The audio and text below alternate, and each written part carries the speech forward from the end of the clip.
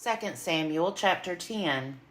Some time afterward, the king of the Ammonites died, and his son Hanun succeeded him. David said, I will deal loyally with Hanun son of Nahash, just as his father dealt loyally with me. So David sent envoys to console him concerning his father. When David's envoys came into the land of the Ammonites, the princes of the Ammonites said to their lord Hanun, Do you really think that David is honoring your father just because he has sent messengers with condolences to you?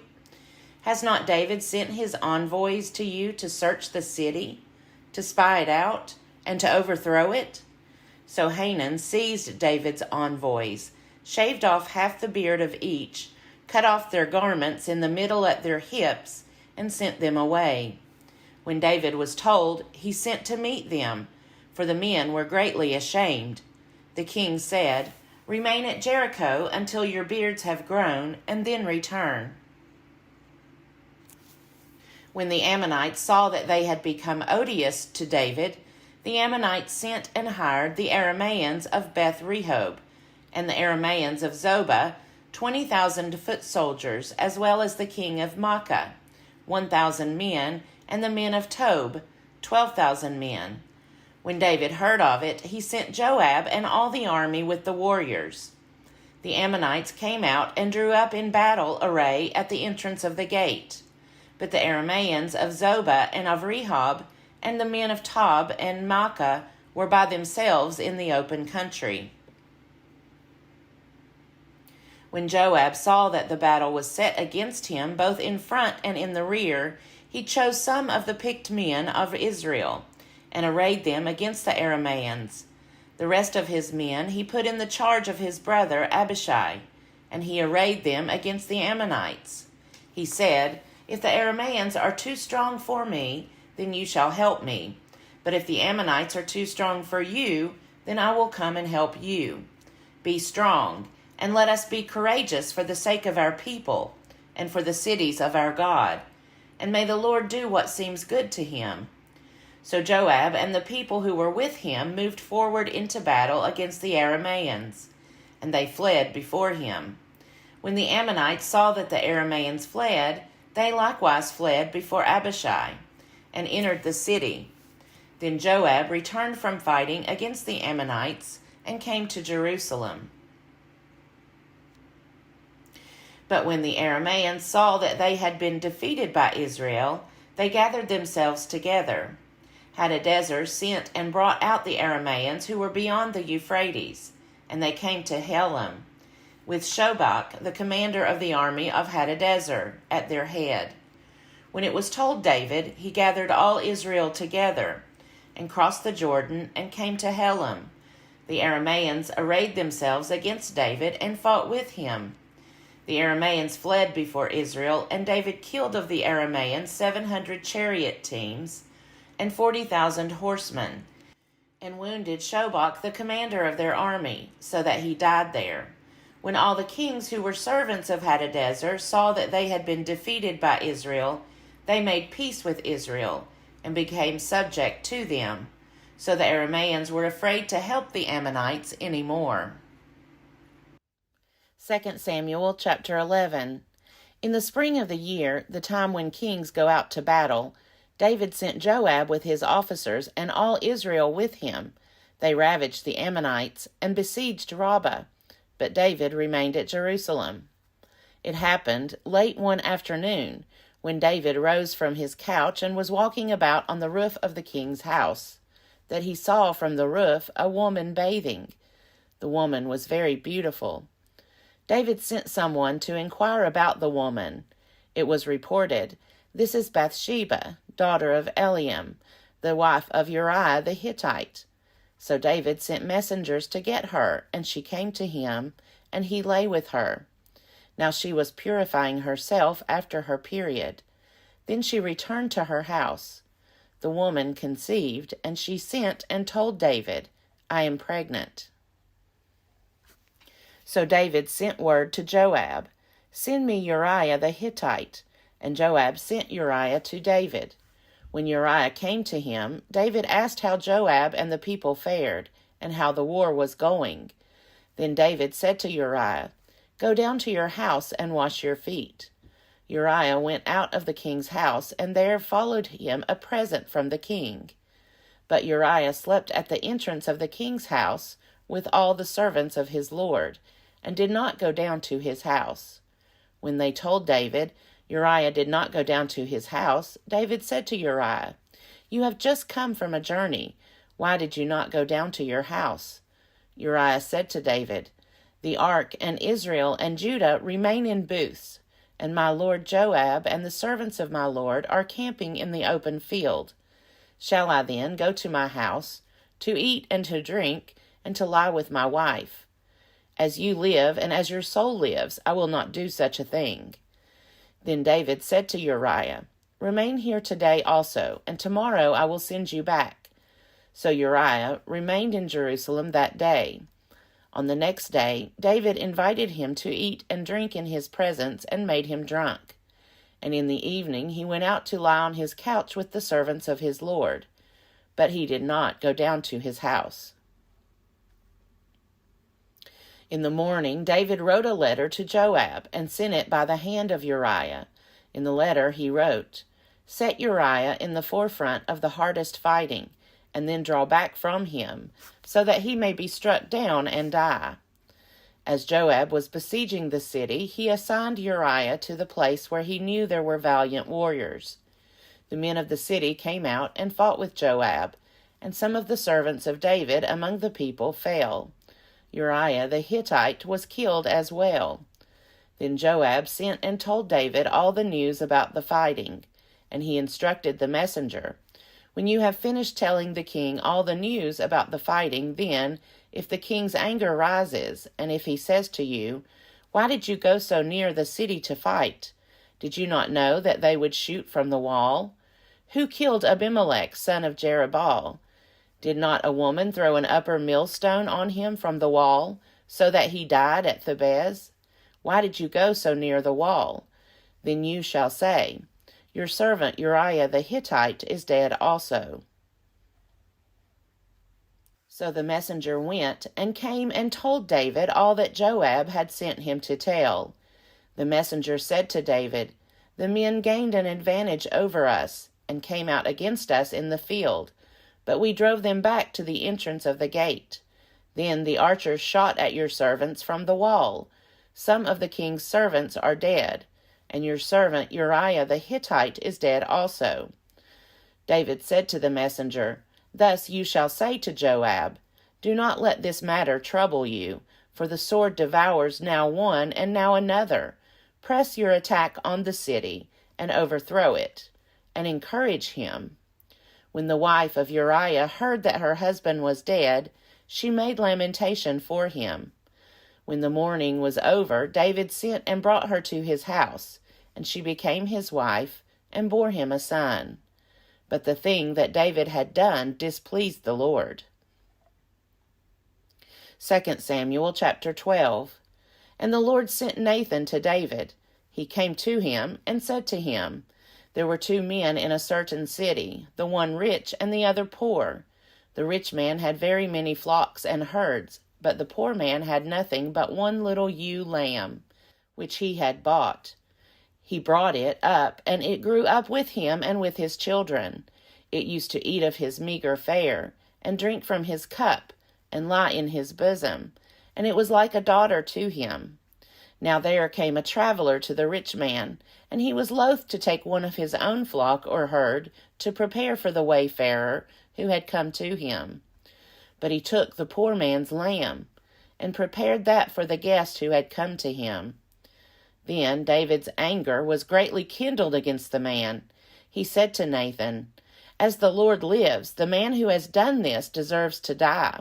He shall restore the lamb 4-fold, because he did this thing, and because he had no pity." Nathan said to David, "You are the man. Thus says the Lord, the God of Israel, I anointed you king over Israel, and I rescued you from the hand of Saul. I gave you your master's house and your master's wives into your bosom, and gave you the house of Israel and of Judah. And if that had been too little, I would have added as much more. Why have you despised the word of the Lord, to do what is evil in his sight? You have struck down Uriah the Hittite with the sword, and have taken his wife to be your wife, and have killed him with the sword of the Ammonites. Now, therefore, the sword shall never depart from your house, for you have despised me, and have taken the wife of Uriah the Hittite to be your wife. Thus says the Lord, I will raise up trouble against you from within your own house, and I will take your wives before your eyes, and give them to your neighbor, and he shall lie with your wives in the sight of this very sun. For you did it secretly, but I will do this thing before all Israel and before the sun. David said to Nathan, I have sinned against the Lord. Nathan said to David, Now the Lord has put away your sin. You shall not die. Nevertheless, because by this deed you have utterly scorned the Lord, the child that is born to you shall die. Then Nathan went to his house. The Lord struck the child that Uriah's wife bore to David, and it became very ill. David therefore pleaded with God for the child. David fasted, and went in and lay all night on the ground. The elders of his house stood beside him, urging him to rise from the ground, but he would not, nor did he eat food with them. On the 7th day the child died, and the servants of David were afraid to tell him that the child was dead, for they said, While the child was still alive, we spoke to him, and he did not listen to us. How then can we tell him the child is dead? He may do himself some harm. But when David saw that his servants were whispering together, he perceived that the child was dead. And David said to his servants, Is the child dead? They said, He is dead. Then David rose from the ground, washed, anointed himself, and changed his clothes. He went into the house of the Lord and worshipped. He then went to his own house, and when he asked, they set food before him, and he ate. Then his servant said to him, What is this thing that you have done? You fasted and wept for the child while it was alive. But when the child died, you rose and ate food. He said, While the child was still alive, I fasted and wept. For I said, Who knows? The Lord may be gracious to me, and the child may live. But now he is dead. Why should I fast? Can I bring him back again? I shall go to him, but he will not return to me. Then David consoled his wife Bathsheba, and went to her, and lay with her, and she bore a son, and he named him Solomon. The Lord loved him, and sent a message by the prophet Nathan. So he named him Jedediah because of the Lord. Now Joab fought against Rabbah of the Ammonites, and took the royal city. Joab sent messengers to David, and said, I have fought against Rabbah. Moreover, I have taken the water city. Now then, gather the rest of the people together, and encamp against the city, and take it. Or I myself will take the city, and it will be called by my name. So David gathered all the people together, and went to Rabbah, and fought against it, and took it. He took the crown of Milcom from his head. The weight of it was a talent of gold, and in it was a precious stone, and it was placed on David's head. He also brought forth the spoil of the city, a very great amount. He brought out the people who were in it, and set them to work with saws and iron picks and iron axes, or sent them to the brickworks. Thus he did to all the cities of the Ammonites. Then David and all the people returned to Jerusalem. 2 Samuel chapter 13. Some time passed. David's son Absalom had a beautiful sister whose name was Tamar, and David's son Amnon fell in love with her. Amnon was so tormented that he made himself ill because of his sister Tamar, for she was a virgin, and it seemed impossible to Amnon to do anything to her. But Amnon had a friend whose name was Jonadab, the son of David's brother Shimea, and Jonadab was a very crafty man. He said to him, O son of the king, why are you so haggard morning after morning? Will you not tell me? Amnon said to me, I love Tamar, my brother Absalom's sister." Jonadab said to him, "Lie down on your bed and pretend to be ill, and when your father comes to see you, say to him, 'Let my sister Tamar come and give me something to eat, and prepare the food in my sight, so that I may see it and eat it from her hand.'" So Amnon lay down and pretended to be ill. And when the king came to see him, Amnon said to the king, "Please let my sister Tamar come and make a couple of cakes in my sight, so that I may eat from her hand." Then David sent home to Tamar, saying, "Go to your brother Amnon's house and prepare food for him." So Tamar went to her brother Amnon's house, where he was lying down. She took dough, kneaded it, made cakes in his sight, and baked the cakes. Then she took the pan and set them out before him, but he refused to eat. Amnon said, "Send out everyone from me." So everyone went out from him. Then Amnon said to Tamar, "Bring the food into the chamber, so that I may eat from your hand." So Tamar took the cakes she had made, and brought them into the chamber to Amnon her brother. But when she brought them near him to eat, he took hold of her, and said to her, "Come, lie with me, my sister." She answered him, "No, my brother, do not force me, for such a thing is not done in Israel. Do not do anything so vile. As for me, where could I carry my shame? And as for you, you would be as one of the scoundrels in Israel. Now, therefore, I beg you, speak to the king, for he will not withhold me from you." But he would not listen to her, and being stronger than she, he forced her, and lay with her. Then Amnon was seized with a very great loathing for her. Indeed, his loathing was even greater than the lust he had felt for her. Amnon said to her, "Get out."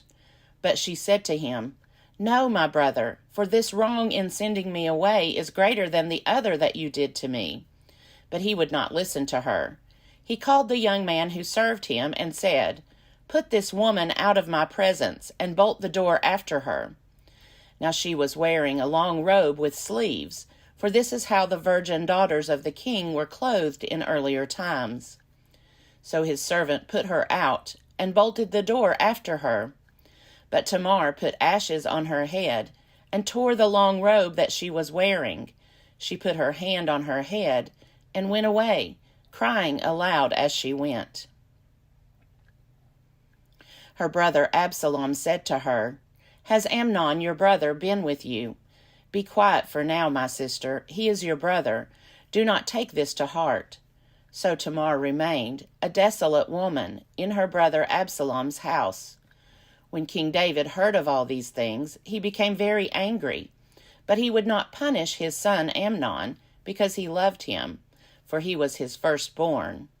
But Absalom spoke to Amnon neither good nor bad, for Absalom hated Amnon because he had raped his sister Tamar. After 2 full years, Absalom had sheep shearers at Baal-hazor, which is near Ephraim, and Absalom invited all the king's sons. Absalom came to the king and said, "Your servant has sheep shearers. Will the king and his servants please go with your servant?" But the king said to Absalom, "No, my son, let us not all go, or else we will be burdensome to you." He pressed him, but he would not go, but gave him his blessing. Then Absalom said, "If not, please let my brother Amnon go with us." The king said to him, "Why should he go with you?" But Absalom pressed him until he let Amnon and all the king's sons go with him. Absalom made a feast like a king's feast. Then Absalom commanded his servants, "Watch when Amnon's heart is merry with wine, and when I say to you, 'Strike Amnon,' then kill him. Do not be afraid. Have I not myself commanded you? Be courageous and valiant." So the servants of Absalom did to Amnon as Absalom had commanded. Then all the king's sons rose, and each mounted his mule and fled. While they were on the way, the report came to David that Absalom had killed all the king's sons, and not one of them was left. The king rose, tore his garments, and lay on the ground, and all his servants who were standing by tore their garments. But Jonadab, the son of David's brother Shimea, said, "Let not my lord suppose that they have killed all the young men, the king's sons. Amnon alone is dead. This has been determined by Absalom from the day Amnon raped his sister Tamar.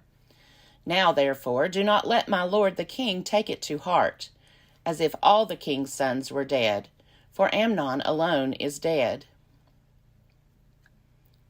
But Absalom fled. When the young man who kept watch looked up, he saw many people coming from the Horonaim road by the side of the mountain. Jonadab said to the king, "See, the king's sons have come, as your servant said, so it has come about." As soon as he had finished speaking, the king's sons arrived, and raised their voices and wept. And the king and all his servants also wept very bitterly. But Absalom fled and went to Talmai, son of Ammihud, king of Geshur. David mourned for his son day after day. Absalom, having fled to Geshur, stayed there 3 years. And the heart of the king went out, yearning for Absalom, for he was now consoled over the death of Amnon.